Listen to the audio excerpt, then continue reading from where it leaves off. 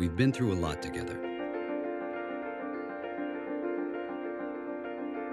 But we've known tough times before.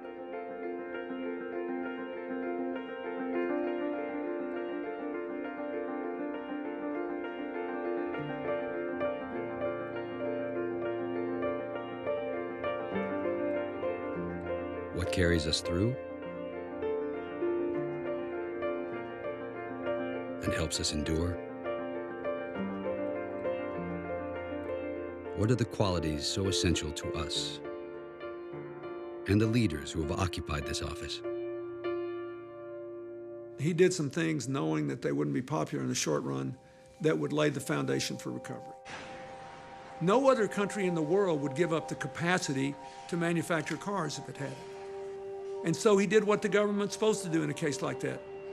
Do not rescue the automobile industry. I mean, it was overwhelming. Look at the polling number. A country in the midst of a financial crisis that no one really, knew the depths of the challenges that were coming. I think he had a sense. My grandparents came out of the Depression. They knew what it was like for people not to have work. We all understand work as something more than just a paycheck. What gives you dignity? It gives you a sense of purpose. He said, you guys got to work together and come up, and everybody's got to have some skin in the game here. You got to have a give up. You got to modernize the automobile industry. Everybody said, it's never going to work. Well, guess what? 80,000 more people working in the car business than we did before the restructuring was passed. They're middle-class jobs. People can raise a family on a decent wage. We've gone from an economy that was shedding jobs to one that's consistently creating jobs at all sectors. Every night, he's up until 1, 2 o'clock in the morning with his big stack of briefing books, and he reads the letters he gets from people all over America. They are, as he put it, some of the most informative pieces of material that he gets that keeps him grounded. And anyone who has kids know that the truth is, no matter what you do, your kids still think that they are the most important people in the room.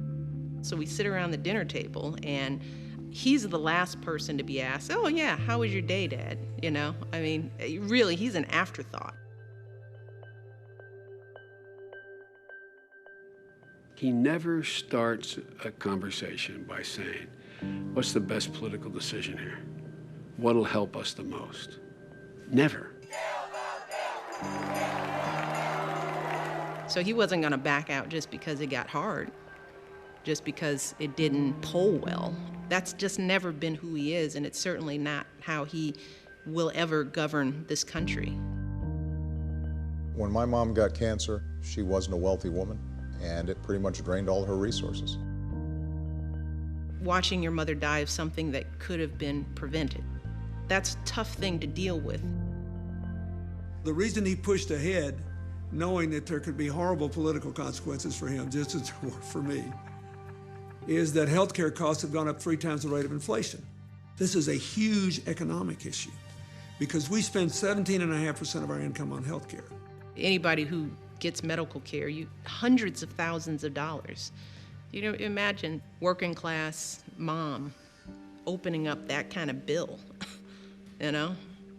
with somebody sending that to her with a straight face. That understanding of that kind of reality for millions of Americans drove him to make sure that this legislation got passed. It takes a conscious effort to stay connected with what's going on in people's lives. This was a matter of principle for him. He ran on it, he said he was going to do it, and he did it. You hire the president to make the calls when no one else can do it.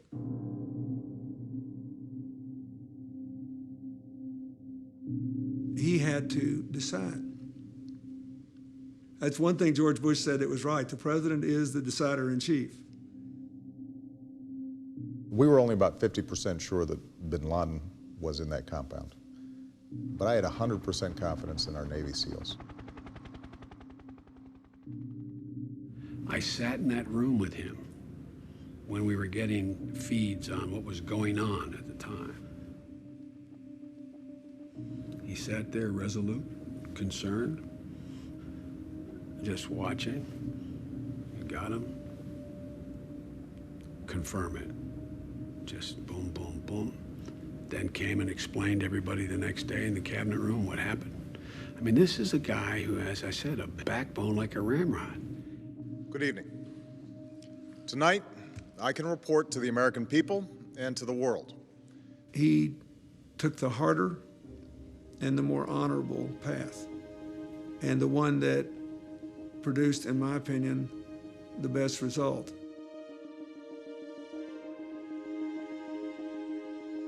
When I saw what had happened, I thought to myself, I hope that's the call I would have made. It was just the right thing to do. We have a long way to go.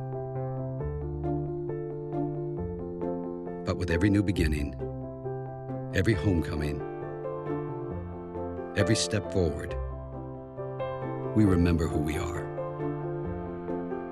What's really allowing this economy to heal and get us moving again is the resilience and the strength and the character of the American people.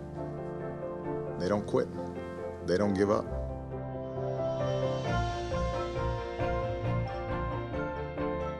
Partly because of family, partly because of a sense of community, patriotism, and pride in this country, they keep going.